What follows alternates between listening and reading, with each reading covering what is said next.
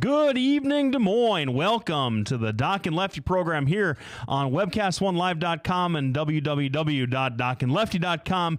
Broadcasting every Tuesday from 6:30 to 7:30 p.m. in our lavish Des Moines studios in the heart of downtown, bringing you the perspectives you love from the sides you hate. With me, back from his foray into all things vacation-oriented, is the Grand Master Flash of the Republican Party himself, Dr. Patrick McCroche. Doc, how's it going? I am doing well, and I am excited about today's show. You know who we have on today? I do know who we have on today, but why don't you tell the people who we have on today? We have Dr. Lee Hieb, libertarian extraordinaire, running for governor. We're going to be talking to her a little bit. She wrote an excellent article about Ebola, so we're going to talk about that here in a bit. She's also running for governor, taking on Jack Hatch and Governor Branstad, which is a formidable thing. We're going to also talk a little bit about why IPTV is just as bad as the old Russian-controlled TV stations. And I think that's going to be quite a fun show this week. Do you suppose? Yes. Yeah, and you know what? On the way here today, I was listening to a song, and I thought, I hope Lefty will do this a cappella for us one day on the show. Oh, okay. It doesn't take very much to get me to sing anything. No, I understand. You Spin Me Round by Dead or Alive. Oh, man. You remember that right one? Round? Yes. Like a record, baby? Like a record, baby. So anyway. I'll sing it. I'll William Shatner from, You'll Shatner from the 1970s. You'll take a big shot at it. It's funny that you bring up Soviet control channels, Doc, because you've heard, I'm sure, that they're unveiling a new character on the oldest running cartoon of all time. Simpsons? No. In Russia. What? Russia all has right. Sorry. the oldest running children's programming of all time. Has been going on for like 50, 60 years, called like Good Night Children or something along those lines. And it was national news in Russia when they unveiled their newest character, this tiger cub from the far east of Russia, and all these politicos are signaling that Russian resurgence in their feelings about themselves because they've been beaten down so long by the capitalist pigs of the United States of America, wearing our red, white, and blue flag ties and doing our Reagan salutes to all and sundry. But I got to tell you, this past couple of days without you, I've felt the loss.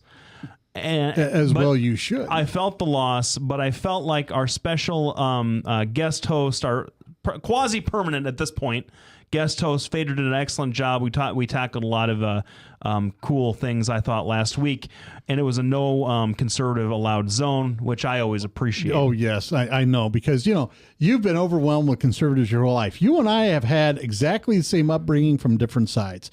I grew up in Harkin country. You grew up in Steve King country. You're the lone liberal. I'm the lone conservative. I grew up in Steve King country before Steve King country was Steve King country. Before Steve King was cool. That could yes, just say yes. That temporal statement could be debated within an inch of its life. I will tell you, DJ Maggie G is back there going, I don't think Steve King is cool. Yeah. She's giving me the look. She makes a lot more sense sometimes than you do. Absolutely. So yes, I agree. Yeah. I don't know. I didn't know what else to say about that.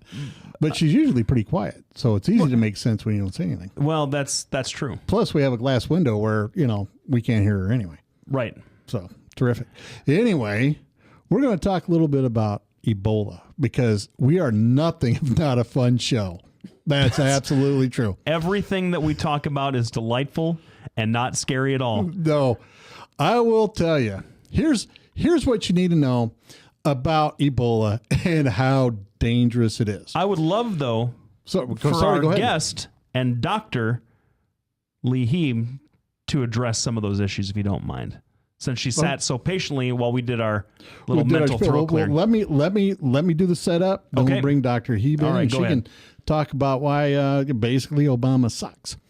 So, first of all, this is how dangerous Ebola is.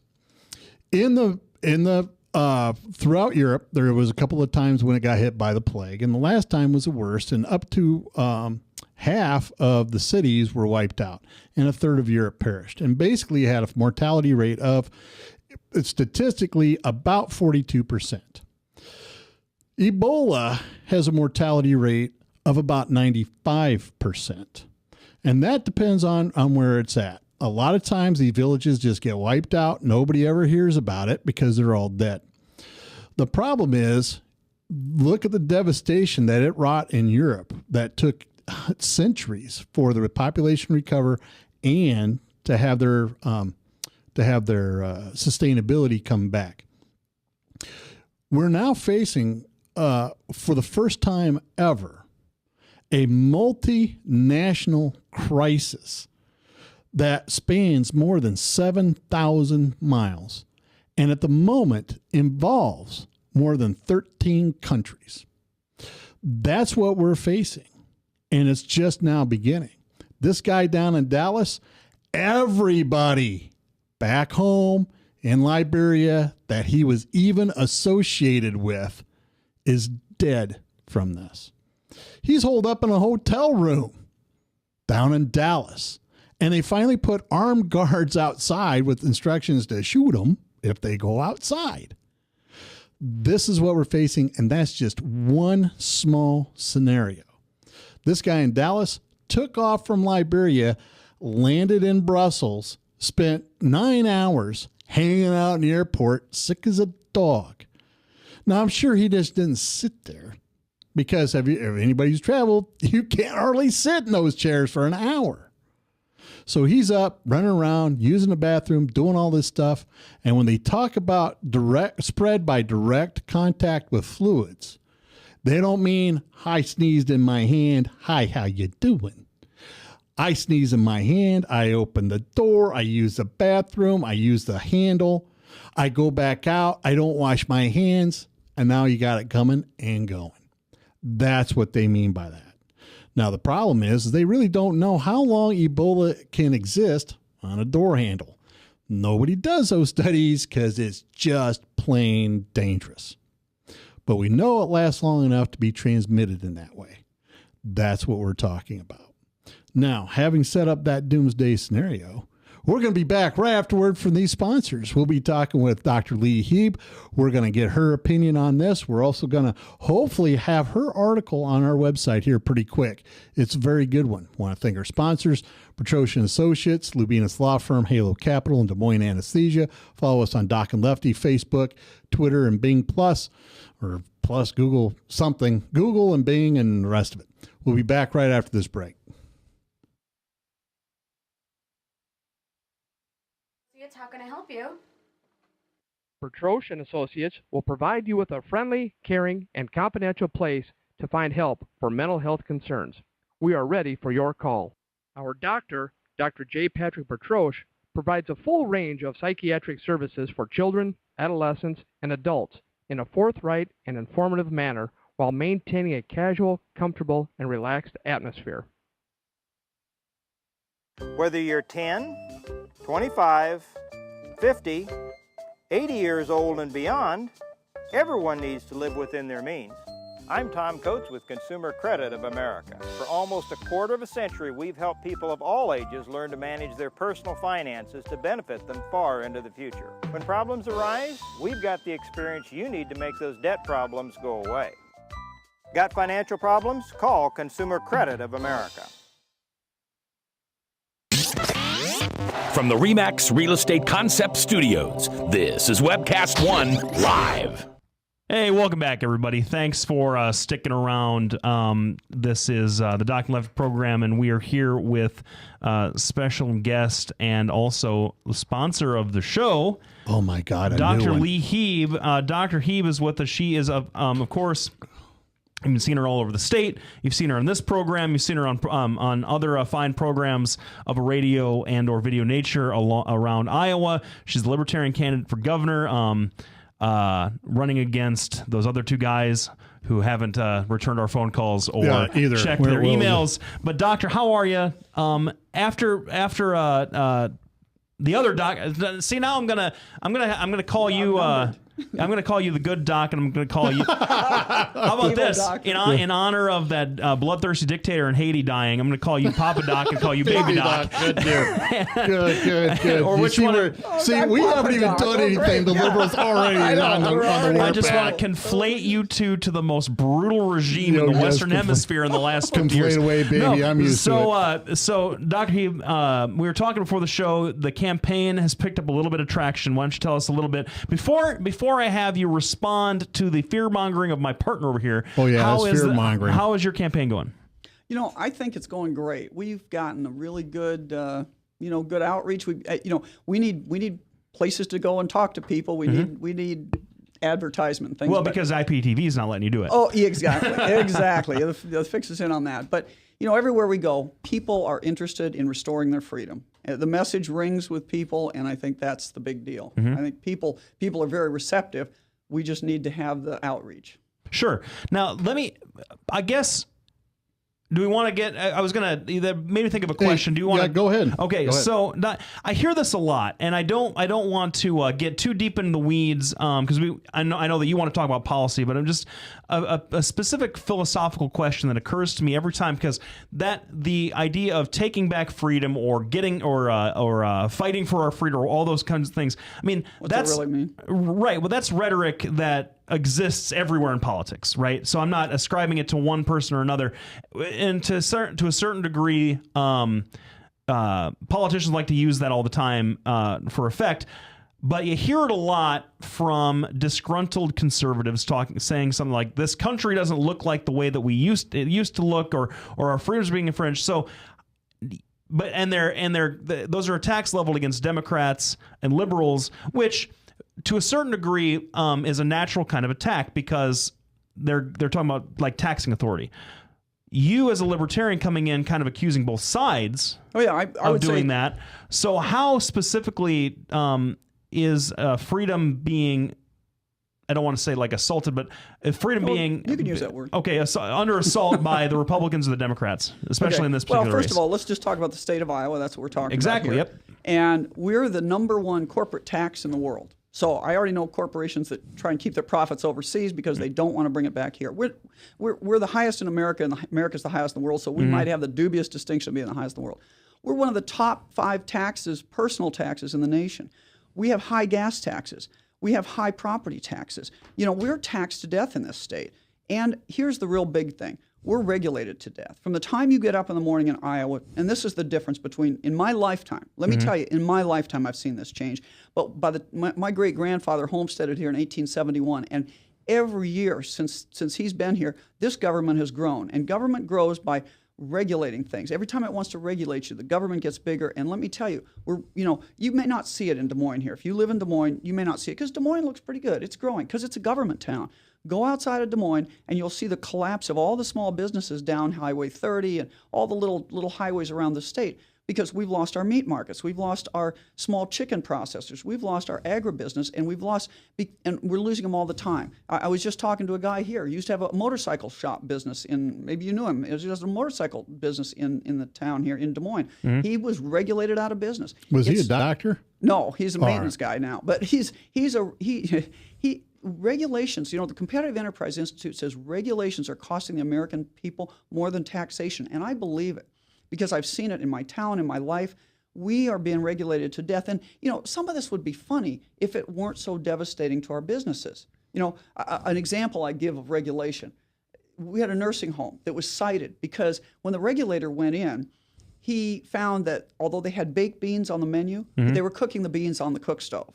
That took them to court. Okay, they had to get a lawyer. They had to pay their way out of that. Now that's ridiculous. That's money that did not go to the care of the elderly people in that nursing home, and we have to stop that. These regulations are not being done by your elected officials. Just to interrupt, Dr. Hieb here for a second. That's the kind of crap that these people go through. You have a nursing home in gross violation over and over and over that gets a pass. But then you have one that's providing all the services, and then because of the way the regulations are written, they're hammered like this. So sorry, Doc. Well, that's going. okay, but that's true. I mean, I'm just citing that one example. You could pick a million. But the real point I'm making here is that here you are, you're working, you got a family of 4, you may work 2 jobs to pay your taxes, and you're paying your taxes so you can send them to these unelected bureaucrats who are writing regulations that make it harder for you to get a job, and you don't get as much in your paycheck because guess why? Your boss has to buy corporate lawyers to be in charge, in compliance with all this stuff. He has to pay for bean counters and reams of paper. I mean, at some point, you cannot tax and regulate yourself into prosperity, and we are about to collapse. We're in deep trouble here. So that's the slavery is not about being beaten, quite frankly. It was a horrible situation. But slavery is also the primary role, the primary definition here. Slavery is when you give over all the fruits of your labor to somebody else, and then they tell you how to live. They give you what you need to live. And we're about at that point. Well, let me ask you this, because there are certainly examples of a particular regulatory interpretation or a particular issue being silly. Right, there's plenty of examples of that. Maybe that can be those can be excised from a code of administrative rules and regulations. But are regulations per se an assault on liberty? Per se? Yes. Yes. And now take that. I'm not an anarchist, okay? And let me just point out there's a Constitution. And the reason we have the Constitution is to limit exactly this kind of thing. Technically, laws are created by one legislative body. At the federal level, it's the Congress. At the state level, it's the House of Representatives. Where we've lost our freedom is where we have allowed, and quite frankly, Medicare, Obamacare is a perfect example of this, where we've allowed unelected people to write regulations that carry the force of law. Well, that's the problem. That's the fault of the legislature, though. It is, but it's an unconstitutional fault. But it is what's limiting our freedom. I'd argue with you on that one because the Supreme Court's upheld administrative bodies over and over and over again because the legislature creates them to assist the executive in enforcing the law that the legislature passes. I mean, there's no administrative body in this country, be it the EPA, the Department of Education, none of them, that are not created under the force of law by duly elected officials. If we allow them to just write regulations willy-nilly, then you're right. There's no end to it. I mean, essentially, if you accept that they have the right to write anything they want to that carries the force of law, then there is no end to this, and we go down. I mean, you cannot. Quite frankly, I mean, in medicine, we become like a black hole. We're putting out, a black hole got so heavy that no light escapes it. We're getting so regulatory heavy in medicine that no medical care is escaping us. And you can name, this is not just the funny story I just told about baked beans. This is from the time you get up in the morning to the time you go to bed at night. And and my meat market guy, I've got a video on my website that shows all the regulations that are basically putting him out of business. I always say, if I've got a little video, in fact, I'd love to have this on your site. A state that won't let you make the choice. Freedom is making the choice about raw milk. If you won't get that choice, why would you get the choice to choose your health care or your education for your children? Absolutely. Now we're here with Dr. Lee Hieb. She's Libertarian candidate for governor. We appreciate having her on our show, and not only that, being a sponsor of our show. We're going to take a quick break. Be right back. We want to thank all of our sponsors: Lubinas Law Firm, Petrosian Associates, Lee Hieb for governor, Des Moines Anesthesia, and Halo Capital. Visit us out at Doc and Lefty. You can watch her video here pretty quick.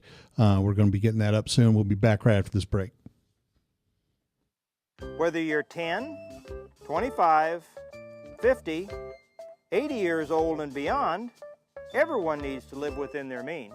I'm Tom Coates with Consumer Credit of America. For almost a quarter of a century, we've helped people of all ages learn to manage their personal finances to benefit them far into the future. When problems arise, we've got the experience you need to make those debt problems go away. Got financial problems? Call Consumer Credit of America.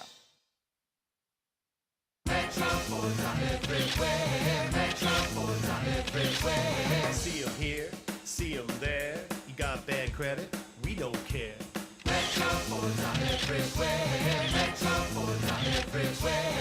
Visit emetroford.com for your guaranteed credit approval. Good credit, bad credit, no credit. Everybody drives with guaranteed credit approval at emetroford.com. Visit emetroford.com today. From the RE/MAX Real Estate Concept Studios, this is Webcast One Live. Hey, welcome back, everybody. We're here with our guest tonight, Dr. Lee Hieb, Libertarian candidate for governor. We're talking a little bit about her campaign.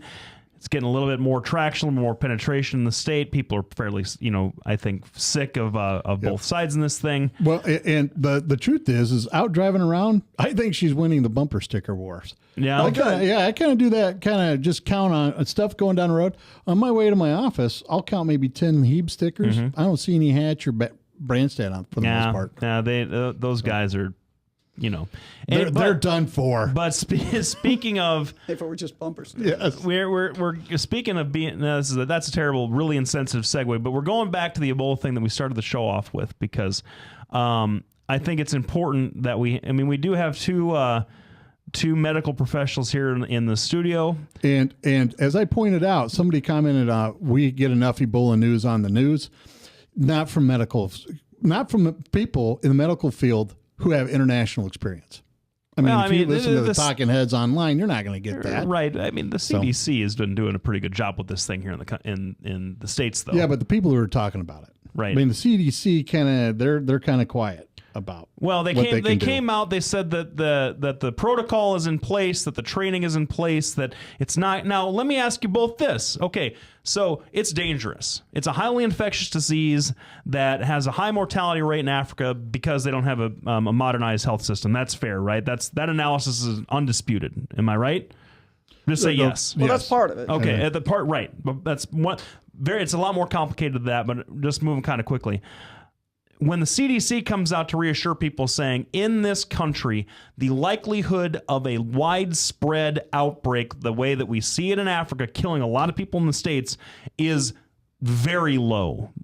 Is that something that we trust them to be able to do?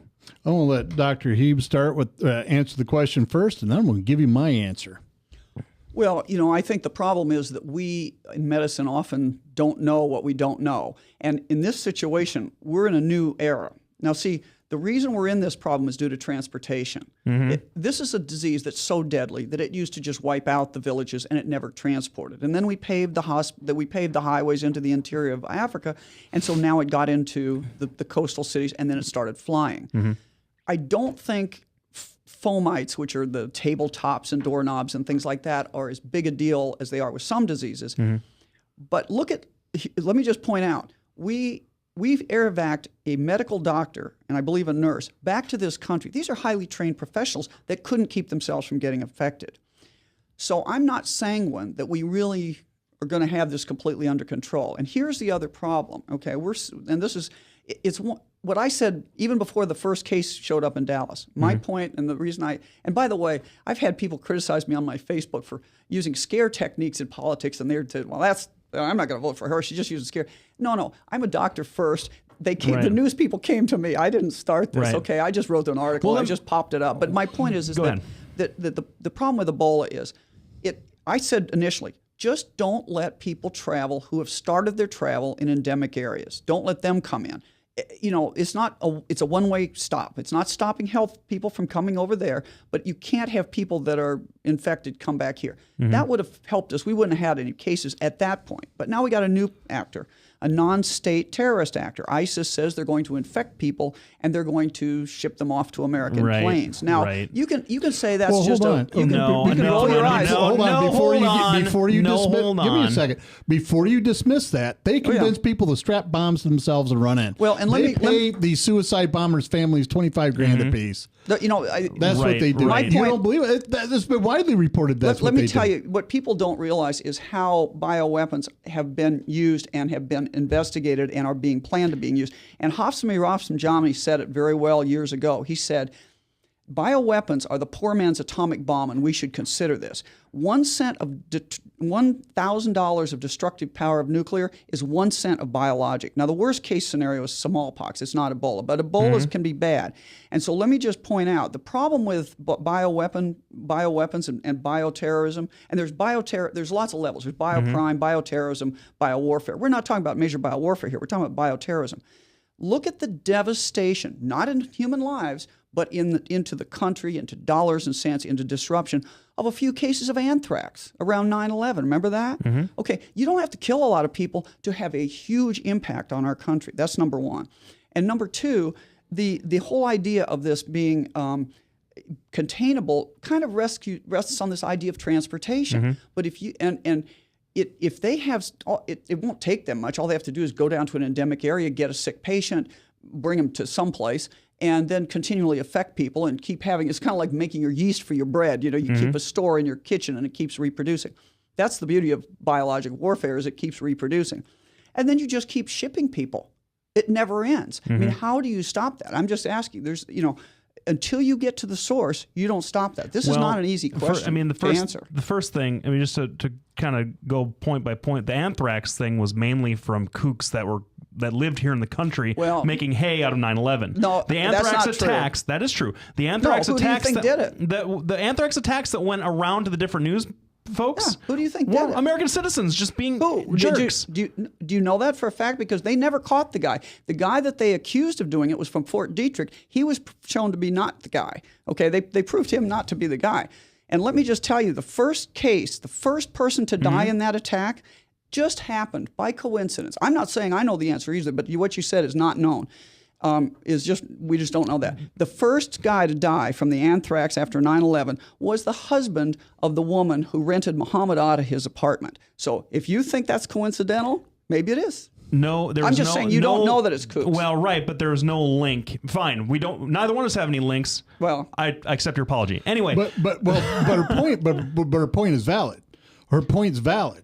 It doesn't take actual deaths from it. Right. It just takes the threat. But what you guys are saying is that I guess the new supervillain, this fighting force of 30,000 people who are engaged on 4 fronts between Iraq and Syria and winning that's debated. Well, they've been losing territory. They've just now gotten into Kobani because the Turks don't feel like doing much. Well, and that's true. Well, you're arguing this from they don't have the will, they're not such bad guys. I'm not saying that. You can say what you want about that. I'm not saying that. What I'm saying is, first of all, they're not. This isn't Cobra Command. They're not some epic legion of supervillains here. Well, and you don't need to be with bioweapons. That's the beauty of it. Number two, they have demonstrated no capacity to, actual capacity. They can say whatever they want. They've demonstrated no actual capacity to disengage from the war that they're in to do anything elsewhere. They are engaged in seizing territory in the Middle East, consolidating their power there, and that's what's being fought over, and that's where they're not being ultimately successful. So this idea... Well, you're talking about strategy. I'm just talking about if they do this, the problems of containing it. And let me tell you one other... Right now, if they get their hands on a nuke, that's the same thing. Very interesting debate. After the break, we're going to continue this because the two doctors here say, well, hold on, you can weaponize this and how you do it. And Lefty, who is also, we've always talked about the normalcy bias, is demonstrating the normalcy bias very well. We're going to be back to continue discussion right after this break. Thanks to all of our sponsors, including Hieb. We'll be back here in a minute.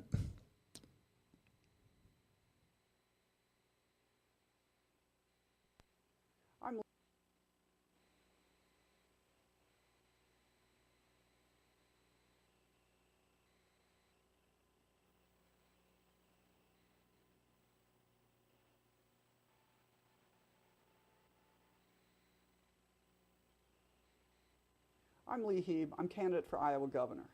Some of you don't know what a libertarian is, and you think we're kind of crazy and that we wear these things on our head. You know what's crazy? It's crazy to continue to vote for the two big parties who for years have taken special interest funds, have taken that money, have legislated in favor of their special interest buddies at the expense of all of us. You've heard of the great right-wing conspiracy. Let me tell you the great libertarian conspiracy. We want to take over government, shrink government, and leave you alone. When it comes to economic growth, the answer is really not that complicated. If you look around the country, the states that are doing well have no income tax and are deregulated. We, on the other hand, have one of the highest personal income taxes. We have the very top corporate tax in the nation, and we're regulated to death. Did you know that raw milk is outlawed in the state of Iowa? Really, raw milk? I mean, first of all, we're the heartland of rural agriculture. But here's the important point. Will a state who doesn't trust you to choose your milk trust you with buying a weapon? Will a state that doesn't trust you with raw milk trust you to choose your own health care? Will a state that won't trust you with raw milk trust you to educate your children? Am I truly free if I can't decide what to eat, what to drink, as long as I'm not harming another person? As a Navy officer, I took an oath to defend the Constitution. Now, there's a part of the Constitution that says, shall not be infringed. It's the Second Amendment. I have a concealed carry permit, but really, why do I need one? I have the Second Amendment. The Second Amendment, our right to carry firearms, is what supports all the other Bill of Rights. In November, have the courage to vote differently. Think about being more attached to your liberty and less attached to your political party.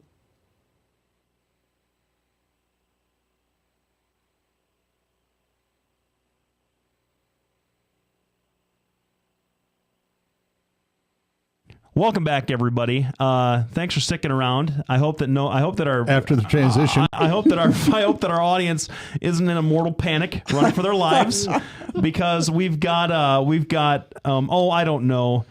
Two very knowledgeable doctors. with international experience. Two doctors that lecture on bioterrorism are saying Yes. things that run counter to every political observer that's been dealing with this stuff. The political observer, because that's the problem. Every international expert, everybody talking about this stuff, and terrorism experts who have discussed the threat of ISIS being more of a localized threat than actually having the capability of exporting anything, especially to this country, they must be all on the take.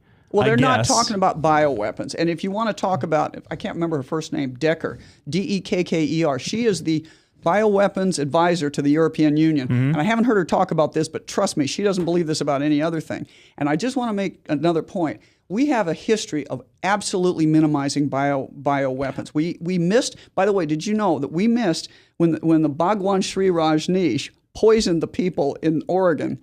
We sent CDC experts out there. Up the yin-yang, we expected that.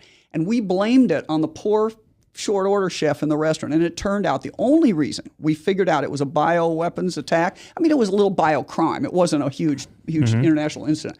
But the only reason we figured it out is there was a power play in the Bhagwan's organization, and so he ratted out the nurse. That's really the only reason we figured it out. I'm not saying that they're not, I'm not diminishing. Front. I'm not diminishing how bad it could be. I'm saying specifically, because it was brought up about ISIS, that the capability of ISIS right now, they're not engaged in that particular thing. That's my argument. Well, you can say that they're not motivated and they won't do it and it's just a threat. That may be true. But don't tell me they don't have the capability. All it takes is one guy to go get a patient out of Liberia, take it to a room in France, and then start infecting people. It doesn't, see, that's the beauty of bioweapons. Get on a plane. Yeah, or get on a plane himself. All it takes is somebody with a will. And see, the problem has never been, all you need is high school biology to do most of this stuff. The problem has never been the science and technology. The problem has been getting the agent, the biologic agent. We have now Ken Alibek. That's not his real name, but he used to be the Soviet Union's #2 guy in Vector. And he told us about all these bioagents they had. And Vector is what carries the bug. Yeah, and Vector is the organization. He was the offensive bioweapons program in the Soviet Union. When the Soviet Union fell, all those bioweaponeers vanished, probably taking their little buddies with them, their little bugs. People in this country that said, oh, we didn't have WND in Iraq, and we didn't have, they don't think of bioweapons being WND, but trust me, if smallpox ever gets out, and this is one of the reasons I even know about this, is because I've been studying this because of my fear that smallpox is held in 2 labs. One is in Russia and one is in the CDC. If that ever but we don't know where those bioweaponeers from the Soviet Union took other samples. We know about those 2. We don't know about other labs. We suspect it was in Iraq. We found things labeled in Iraq, and we have Dr. Germ, I can't remember her Arabic name, but their bioweaponeer chief. That is if that'll make Ebola look like a kindergarten play game. That's 60% fatal. And in Dark Winter, which was an Army war game, it was global in 2 weeks. This is global in a few weeks, and but this doesn't kill us. It doesn't kill. It's not airborne. Right. That's the thing that's going to save us on this. And part of the thing you need to remember about this, and I'm not going to argue whether or not ISIS has the will to do it. Right. They have the ability to do it. Because keep in mind, this guy came from Liberia to the U.S. in order to get treatment. He wanted to live. Think if he was convinced that if he died doing this, he'd get 72 virgins. For crying out loud, this guy went to a hospital with Ebola and they sent him home. They sent him home. Well, and did you and see only when he went back and said, listen, I think I have Ebola, did everybody go, hey. It was his nephew that finally called the CDC. Yeah, that's right. It was not him. Did you see? That's the scenario. And even after the CDC got involved, my favorite part of this whole thing is again, hope it's not going to be tragic for these guys. Did you see the picture, the aerial photo of them cleaning his vomit off the? Yep, he used a broom. Yeah, he was using a broom and a hose or pressure washer. I didn't see any kind of protective. None. No gloves. I didn't even see gloves on this guy. So you're sitting there going like, that's how it spreads. And later they brought the guys in hazmat suits for the apartment. But this poor dude is out there. He's out there doing it in the wind. Yeah. So part of the problem with this. Well, didn't he lie on something? He lied to get into the country in the first place, didn't he? He did. But you know what? He had a passport that still showed that his origin. He's from here, right? He's an American citizen. He's an American citizen, but his passport but his passport was stamped in Liberia. Right. And so we knew he came from an Indian. The part that, and maybe we'll talk about this, we're running a little bit short of time here.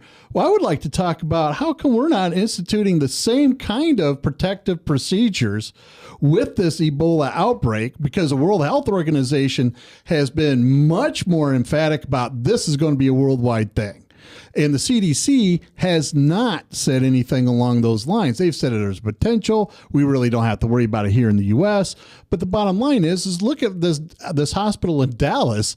That's, in Dallas, they're all fairly advanced hospitals who went, go on home. Well, that's that was something different. So maybe we should talk about this on this next segment about why we're not instituting these kind of procedures that we instituted with SARS and H1N1 and all the other outbreaks we've been having. We're going to be back right after this break. I want to thank all of our sponsors, Dr. Lee Hieb at Hieb, Hieb 2014.org. Bertroshan Associates, Labinas Law Firm, Halo Capital at DesMoinesInterestrates.com, Des Moines Anesthesia PC. Follow us at Facebook, DocandLefty.com, Twitter, Google+. We also want to wish DJ Ginny A getting better at home. She's got a little strep throat going on. So hopefully it's not Ebola. We'll be back right after this break. Bertroshan Associates will provide you with a friendly, caring, and confidential place to find help for mental health concerns. We are ready for your call. We are proud to work with military personnel and their families. Our doctor, Dr. J. Patrick Bertrosh, provides a full range of psychiatric services for children, adolescents, and adults in a forthright and informative manner while maintaining a casual, comfortable, and relaxed atmosphere. Our licensed mental health therapists provide individual counseling to children, adolescents, and adults, including couples and marital counseling. Visit our website at BertroshanAssociates.com for more information or call 515-334-9484. Our offices are located at 5525 Meredith Drive in Des Moines, just east of Skate North off Merle Hay Road. Isn't it time to talk to someone? Take care of yourself and your family. Contact Bertrosh and Associates. Welcome back, everybody.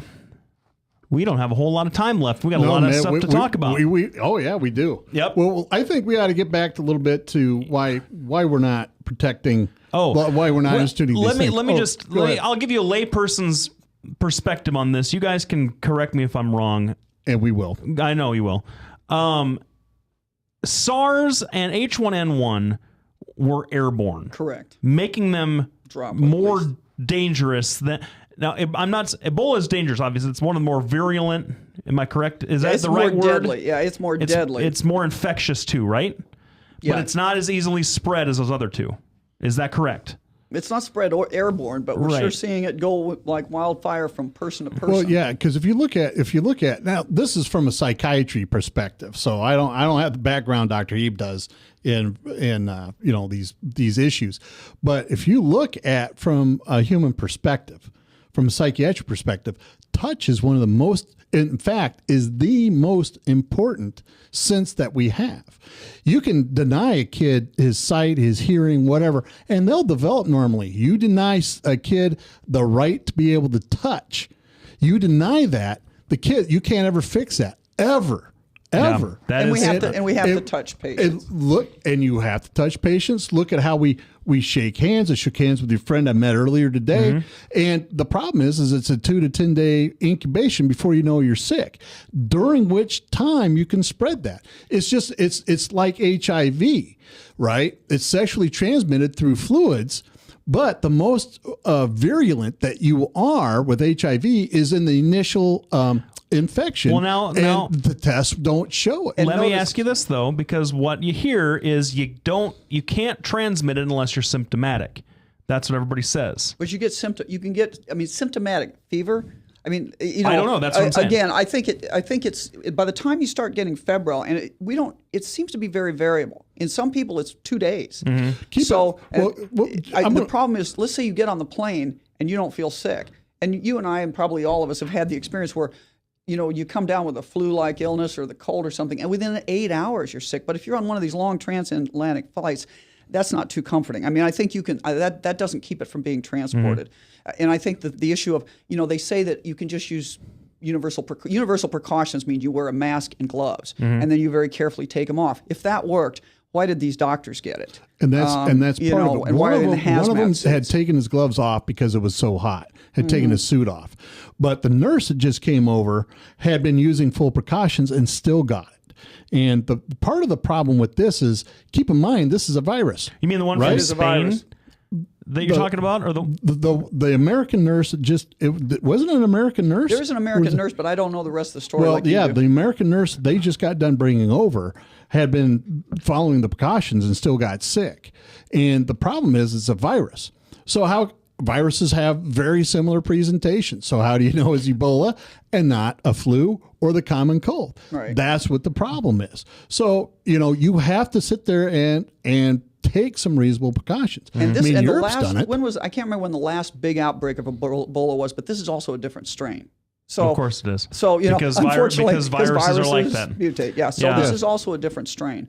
But I guess the issue is, so this has not declared itself yet. I think within a month we'll kind of get a better picture of what's going on. Right now, I think there's a lot of unknown. And here's the other thing to say: there are only 4 hospitals in the nation that have true biologic isolation units. You know, most hospitals, and most people don't know this, you go into most hospitals, there's air circulation, and we don't do a great job. I mean, look at the problem of spreading any organism. Methicillin-resistant Staph aureus was the favorite one. You know, Pseudomonas. You wash your hands, you do all these different things. It still spreads from patient to patient in the hospital. Right. And so here we have something that's much more deadly, and we don't want to spread it. But if we start overwhelming, and this is my point, if we start overwhelming our system, these patients are not going to be in these highly specialized units with specialized people to care for them. They're going to be in your hospital, in my hospital. Am I wrong in saying the last couple of days I thought that I'd seen something that the Dallas hospital did go locked down, didn't they? I haven't seen that. I didn't see it last night. I thought that maybe I must be confusing that with But something you know, else. when everybody says here's what I fault the CDC for. Well, I fault the CDC for saying it's okay, we have it under control, nothing to see here, move along, move along. You know this, and they said, oh, we think no more than 100 people are contaminated. Really? This guy got, like Doc said, got sent home, which means you could just picture this. I mean, you can't make this stuff up. He's signing in at the talking to the sign-in clerk, and he's chewing on the pen, and he's talking to other people, and he's sitting around throwing up, and he's in the waiting room, and then he finally goes to the back. That's just, absolutely. I mean, how many people and we get by? back to, you asked a question earlier, whether you can trust the CDC or not. I have a story. I'm out working for... Is it related to this? Yes. Is it relevant to this? Yes. I was out working to...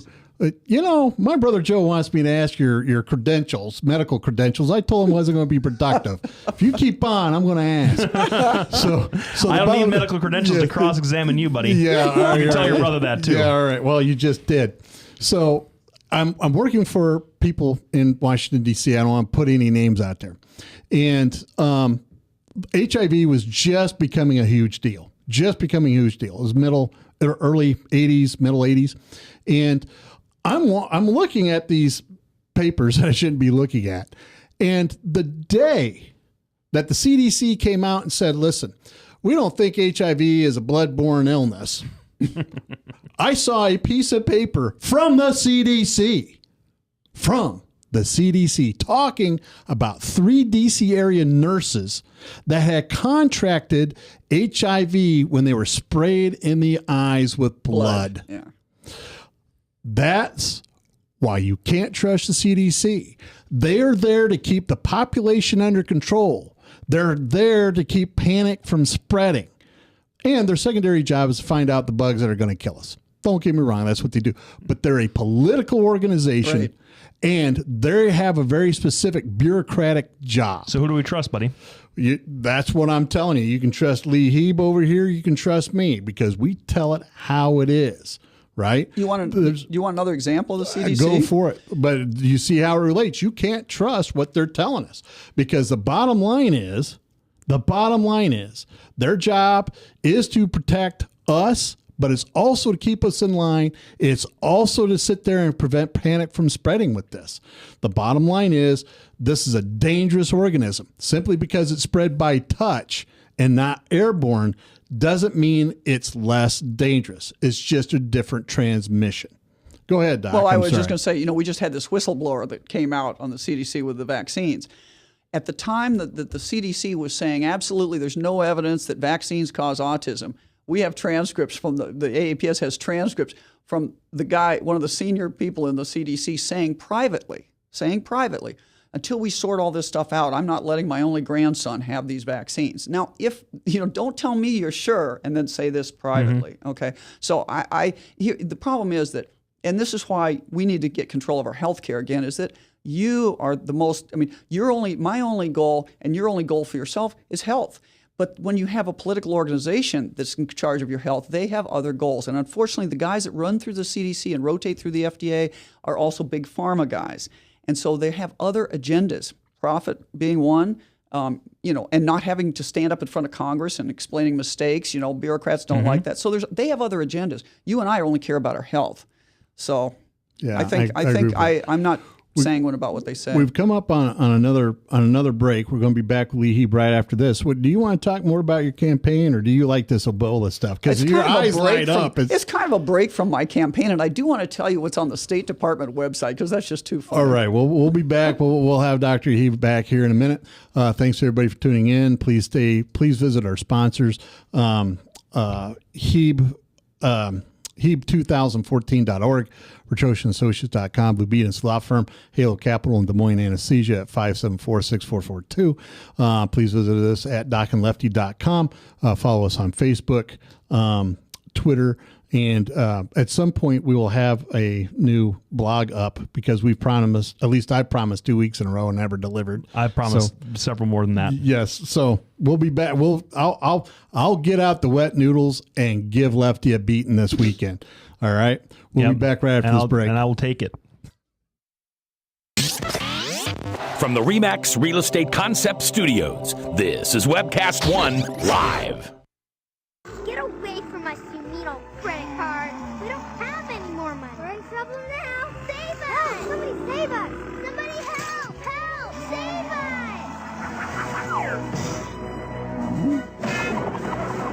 us! Hi, I'm Tom Coates from Consumer Credit of Des Moines. If your credit card's a little too animated, give us a call. Hooray! We're saved! Consumer Credit! You're our hero!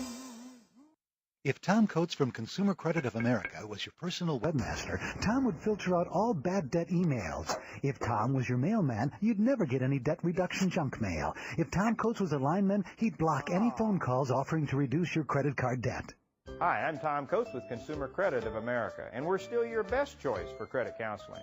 We're local, we're accountable, and we can do more. You make the call when the time's right for you. When it comes to competition, there really is none for Consumer Credit of America. Hey, welcome back, everybody. Thanks for sticking around for the for the last 10 minutes of the show.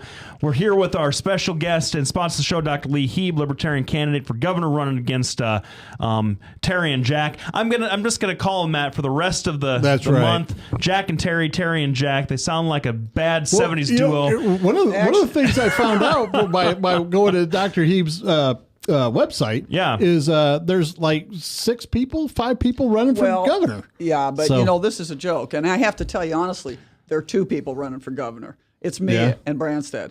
It's the Branstad Borg. They've assimilated all those. Oh other my people. God! Yeah. Oh my God! Just another reason to like Lee Hieb. You Just know, a old time nerd sitting there talking politics. I gotta say, I resent you bringing up the Borg on the show because Doc and I have had this long running feud about whether TNG is better than what do you like Deep Space Nine, don't you? I don't like Deep Space Nine at all. I like thought you TNG. did. No, Voyager. Voyager, that's what it was. Yeah, TNG was the best Star Trek. Everybody knows it. I have a warm place in my heart. Only thing I got to say is 7 of 9. End of debate. Well, anyway, there's been a ban on Borg talk for this entire life of this show. But you're our guest. I have to be hospitable. I could talk about that for a long time. You notice he changed it to pitiable at the end because he was just going to go straight hostility. I was going to be hostile, but I'm going to be hospitable. Hospitable. Pity is in there. But no, I'm interested in that take because Governor Branstad is. I mean, would you say that he's the main Iowa institution? Like compare him and Grassley, our two longest serving politicians at this point. Yeah, Branstad and Grassley. I mean, the governor will have been in longer than Saddam. You know, here's the issue. It doesn't matter if you're Sister Teresa. I love it. I love it. What a smackdown. It's time to take the gloves off here. But because people need to wake up, and I think people of Iowa have done a great disservice, and I don't think they realize that they've lost control of their electoral process. Because when you've been in power for a long period of time, you can consolidate power and you can own other things. You know, I mean, look, Hatch's business partner is Branstad's biggest donor. Let's just face it. Hatch isn't really running. We were down in Burlington at the debates. We were doing a little bit of guerrilla advertising outside of the debates, so we were actually there. You know, I was telling you earlier, I'll ask Doc, but, you know, in Trivial Pursuit, there's a question, what's the rarest mammal in North America? Used to be the black-footed ferret. Now it's a Hatch campaign worker, you know. But you go down, and there was not one sign. There was not one evidence of them making Burlington's a Democrat town, and there was not one evidence of any campaign going on down there. Now, to me, I mean, the guy that's been helping me, who's a long-time political, he said he'd never seen anything like that in 40 years. It says to me that there was a deal made, and you know, it's kind of like, and again, I hate to use the Borg, but it's basically saying, come on, Jack, you know, you're not going to go anywhere on yourself. Just do this for me. Just be a face so that I can showcase my ideas. I think that's what's going on. But everybody, I can't prove that, but you know that's unemployment's down. Taxes have been cut. Mustache. You know what they right? did? Well, this is what they did. They cut the property taxes and then increased every other tax out there. And most people didn't see a property tax decrease. I'm going to tell you, it's interesting. The Democrats were arguing about that when it happened, but then it went through anyway. Well, let me tell you, there was no real issue. Big government is supported by the big lie. And the big lie here is you can't cut taxes and have a $1 billion budget increase. End of story. I mean, anybody that thinks you can do that is also in another parallel even universe. the friend of the show, Tom Shaw, was talking. We came on the show and said, well, you know, hey, we're cutting the budget by only increasing it 3%. Yep. No. Now, I like Tom a lot, but it was everything I do to not shout at him. 3% increase is still an increase. 3% increase is still an increase. As government grows, the private sector shrinks and everybody gets poorer. It's as simple as that because government doesn't produce what makes you better in life. It produces taxation and regulation. And here's the other thing. I mean, we've got two big parties that they've taken special interest money, they've grown government, they've regulated in favor of their special interest buddies at the expense of all of us. And I generally, you know, I used to go around the state, I still go around the state, and when I talk to people, I say, you know, here are the 4 things we need to do. Get rid of Common Core, get rid of Obamacare state exchanges, get rid of these unelected regulatory boards, and push back the federal government. But, you know, and I tell people, mostly time I say, you know, I'm not here to convince you to be a libertarian. I just want you to be more attached to your liberty and less attached to your political party. You know, I got to tell you, the more I'm into this, the more I think the only way we're going to get our freedom back is to take those 2 big parties and move them on, get them to collapse because we cannot. The Republicans are pretty close. The Republicans are teetering. Right. Well, let me ask you. I have 2 questions that I want to ask you. First of all, do you think that IPTV is in that pocket of the Republicans? Oh, well, they're in the pocket of the government because 44 to 49% of their budget do you comes think that's from why they the didn't let you government. on the show? Oh, sure. You know, All right. I got to tell you, Jake Porter, who's running for Secretary of State, has a beautiful ad going out, and it's about Big Bird, because IPTV owns Sesame Street, and Big Bird is denied. He's sent an invitation to become a part of the Good Bird Club, but then he's denied because his feet are too big. And objective criteria, and that's right. basically what they told us. You know, here are the objective criteria. We're certain, Dr. Hieb, that they, you know, what does it benefit anybody by not having other ideas represented? How does it benefit Iowans? It doesn't. It benefits the people in power. And so it's very clever. You know, when you're in power, you just make rules that keep, you know, the things I can prove a lot of things. And one of the things I can prove is that Branstad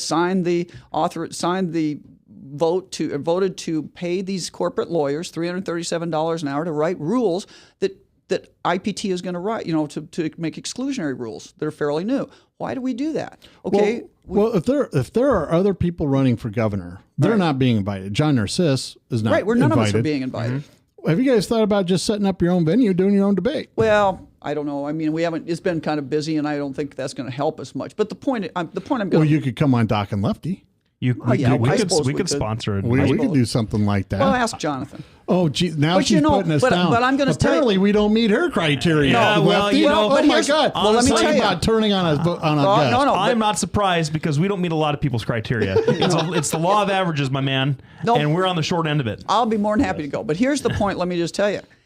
Jonathan's kind of been campaigning against me. If you're really in this to win, why not campaign against the big guy? Okay, so that makes me wonder if the Borg has assimilated him.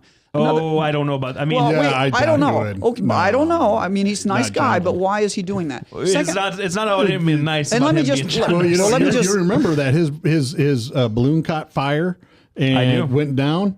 Well, or something happened. You and I both knew why it went down. John started to stop talking and kiss his wife. Couldn't keep the hot air up. That's right. So that's why he's running. We can say that because that was a couple years ago, and you told that joke to his face. He didn't like it.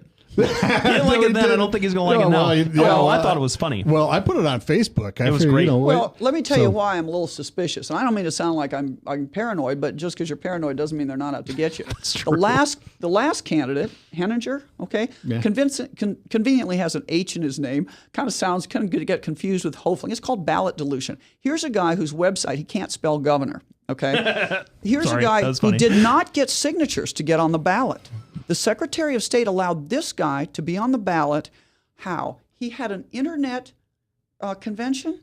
Yeah. Okay. The Libertarian Party couldn't do that. I mean, at least we were not aware of that being an option, but they accepted this kind of a little, I'm sorry. It's just too pat. I think there's a lot of things that point to let's make sure that we don't have any real challenge here. But I'm just saying, I can't prove that. I'm just saying it's not a fair playing field when you control the media. And there's no question about that. And with that, we're going to close out the show. Doc, you want to say anything to your supporters or listeners? I'm glad that the media here is open, and I'm glad actually to speak about some medical topics and actually have Doc on my side. Fair enough. We are kind of fun. I'll tell you what, though, I at least am bought and paid for. I at least am bought and paid for. Well, and I don't know who's writing the checks, but they keep coming. The truth is if somebody would write me a check, I would take it. Yep. Please. We're prospectively bought and paid for. Yes. We're looking for an emperor. I was going to make some kind of weird Latin reference. We're looking for a Marcus Aurelius to come and patronize the show because we're just absolutely. Well, we have Marcia Aurelius. Fair enough. Well, thanks everybody for tuning in. You got anything else to say? We got another 10 seconds. No, you've done great. So thanks everybody for tuning in and listening to us. Have a great time here on the show because we do have a great time here. In fact, when I'm in a bad mood, the show lifts me up. When Lefty's in a bad mood, the show lifts him up. Yep. And then he goes back outside and understands that his entire life view is wrong yet again. So it's a weird existence. It is a weird existence. So thanks to Dr. Lee Hieb for coming on the show. We appreciate it. Don't forget to hit our website, Hieb2014.org. HIEB, Bertrosian Associates, Lubinas Law Firm, Des Moines Interest Rates, that's Halo Capital, Des Moines Anesthesia, 574-6442, and follow us on Facebook, Twitter, everything Our wonderful else. Producer, DocandLefty.com, DJ Matty G. Thank you, Webcast One Live, for the studio. Thank you all for listening. We'll see you next week.